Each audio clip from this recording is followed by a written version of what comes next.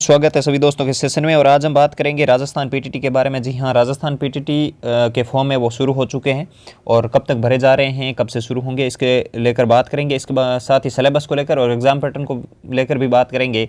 और आपकी total fees कितनी लगेगी, यानी कि आपका एडमिशन हो जाता है फिर भी फीस आपकी जो एडमिशन के बाद कितनी लगती है, यानी कि आप अगर एंट्रेंस एग्ज़ाम क्लियर कर लेते हैं उसके बाद कितनी लगती है, पूरी चीज़ मैं इसमें बताने वाला हूँ। इसके साथ ही आप 400 नंबर कैसे ला सकते हैं, क्या प्रोसेस रहता है। हालांकि 200-250 पे भी सिलेक्शन हो जाता है, लेकिन 400 नंबर लाना क्यों ज़रूरी है, इसको लेकर भी आज के सेशन में बात करेंगे। तो चलिए सेशन को शुरू करते हैं। और इससे पहले अगर आप चैनल पर नए तो सब्सक्राइब जरूर करें, लाइक जरूर करें, अपने दोस्तों के साथ शेयर जरूर करें। चलिए सेशन को शुरू करते हैं।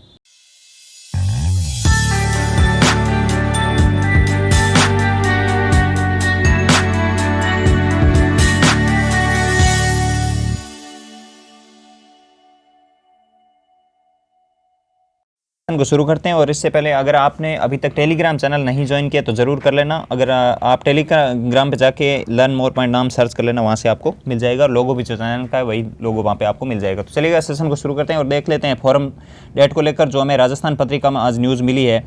ऑनलाइन आवेदन पत्र आप देख सकते हैं पीटीटी 4 वर्षीय बीए बीएड एवं बीएससी बीएड को लेकर। ठीक है, तो इसमें आप इन्होंने 1 मार्च 2022 को फॉर्म अप्लाई का ऑप्शन दिया है।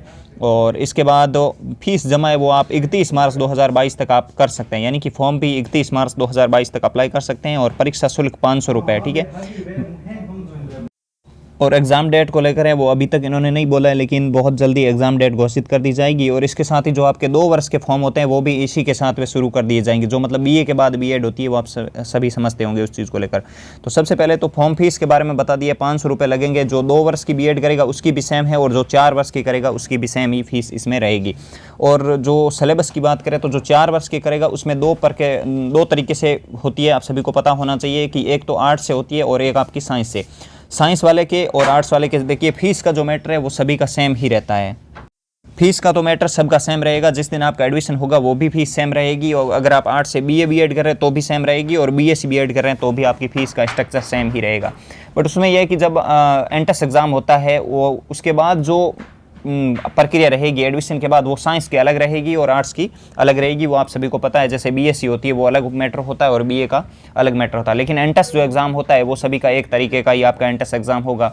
और एंट्रेंस एग्ज़ाम के अंदर अगर सिलेबस की बात करें तो आपका 4 पार्ट के अंदर पूरा मैटर डिवाइडेड होता है, जिसके अंदर 50 नंबर की है वो हिंदी आती है और 50 क्वेश्चन आते हैं आपके हिंदी के, जिसमें कि एक क्वेश्चन आपका 3 नंबर का होता है, आप सभी को पता है। और टोटल लगभग 600 नंबर का क्वेश्चन पेपर आता है और 200 क्वेश्चन इसके अंदर आपको देखने को मिलता है, जिसमें 50 क्वेश्चन हिंदी के हो गए, 50 आपके जीके के हो गए, जिसमें राजस्थान जीके के ज़्यादातर क्वेश्चन आते हैं। कुछ क्वेश्चन है वो आपके इंडिया जीके से भी ये उठा लेते हैं। और 50 क्वेश्चन है वो आपके रीजनिंग से आएंगे, और 50 क्वेश्चन जो है वो शिक्षण अभिक्षमता से आते हैं, जिसके बारे में आप सभी को पता होना चाहिए। शिक्षण अभिक्षमता में कुछ चीज़ें जो अपने मतलब जनरली अपने से जुड़ी हुई चीज़ें पूछी जाती है, जिसमें कि मतलब अगर आप एकदम सही उत्तर देते हैं तब 3 नंबर मिलते हैं, थोड़ा सा कम उसका मतलब सटीक उत्तर देते हैं तब 2 नंबर, और उससे भी थोड़ा कम देते हैं 1 नंबर। हालांकि उसमें कम से कम आपको 2 नंबर तो मिल ही जाते हैं, यानी कि उसका तो कुछ ज़्यादा स्ट्रक्चर नहीं रहता है। तो इस तरीके से एग्ज़ाम का पैटर्न रहेगा। और अगर सिलेबस की बात करें तो अगर आप देखेंगे जो मतलब नॉर्मली रीजनिंग का सिलेबस रहता है, जैसे कैलेंडर हो गया, घड़ी हो गया, आपका जो कोडिंग डिकोडिंग का पार्ट हो गया, या फिर आपका पासे का कुछ पार्ट हो गया, या फिर जो आपके कथन है निष्कर्ष वाले पार्ट हो गए, मतलब कुछ नॉर्मल चीज़ें पूछी जाती है। इतना ज़्यादा लेवल से उसमें कुछ भी नहीं आता, ये चीज़ आप समझ सकते हैं। और जीके के अंदर तो जो राजस्थान भारत के अंदर कोई सांस्कृतिक स्थल है वो आपसे पूछ लिया जाता है, कोई मकबरा, कोई मतलब किले विले, उससे रिलेवेंट कोई चीज़ें। और ज़्यादातर राजस्थान जीके का ही लगभग 30 से ज़्यादा क्वेश्चन राजस्थान जीके से ही वो आते हैं। उस चीज़ में आप समझ सकते हैं। हिंदी की है वो संधि, समास, उपसर्ग, प्रत्यय, इन्हीं से ही ज़्यादा क्वेश्चन आते हैं। 50 नंबर की 50 क्वेश्चन आते हैं, 150 नंबर की हिंदी आती है। इसमें अगर सिलेक्शन की बात करें तो देखिए इसमें 400 नंबर लाना ज़रूरी क्यों है, क्योंकि मतलब अगर आप जितनी ज़्यादा पास में कॉलेज होगी उतना ही डोनेशन का मामला हो गया, या फिर जो अलग जितना भी अदर खर्चा लगता है उससे आप बच सकते हैं। क्योंकि अगर मान लीजिए आपके गृह जिले में कॉलेज मिलती है, आप वहाँ रहते हैं, तो फिर ज़्यादा दिक्कत नहीं होती है, ये चीज़ समझ सकते हैं। हालांकि इसमें सिलेक्शन 300 350 भी हो जाता है और 250 भी इसमें सिलेक्शन हो जाता है। तो आप इन सभी पार्ट को आराम से पढ़ते रहना है। मतलब इस चीज़ में ज़्यादा से ज़्यादा प्रयास करिए कि लगभग सभी पार्ट में 40 क्वेश्चन सही करने की कोशिश करेंगे तो आप ज़रूर टॉप पोजीशन पे चले जाएंगे और गवर्नमेंट कॉलेज भी आपको मिलने की इसमें संभावना रहेगी। जिससे कि फीस का स्ट्रक्चर आप सभी को ज़्यादातर तो पता है जिन्होंने पिछली बार एग्ज़ाम दिया था, लेकिन बता दूं कि लगभग 27,000 रुपये एक साल की फ़ीस इसमें आपको भरनी होती है। लेकिन फर्स्ट ईयर के अंदर जब आप अभी अप्लाई करेंगे तो जब मान लीजिए आपने एंट्रेंस एग्ज़ाम क्वालिफाई मतलब एंट्रेंस एग्ज़ाम आपने दे दिया और आपके अच्छे खासे मार्क्स है, फिर आप काउंसलिंग करवाएंगे, तब आपको 5,000 रुपये काउंसलिंग के लिए पे करने होंगे। उसके बाद आपको 22,000 रुपये, जैसे आपको कॉलेज अलॉट हो गई उसके बाद 22,000 रुपये और देने होंगे, जिसमें कि आप समझ सकते हैं 27,000 रुपये। फिर जो 4 साल के होगी उसमें हर साल के 27,000 रुपये देने होंगे, और जो 2 साल की होगी उनके 2 साल के लिए 27,000 रुपये की फ़ीस आपको देनी होगी। उसके अलावा जो अदर कॉलेज का चार्जेस होता है वो सभी को कॉलेज पर डिपेंड करता है कि आप किस तरीके से वो डोनेशन या फिर अन्य जो भी चीज़ें होती है उस तरीके से लेता है।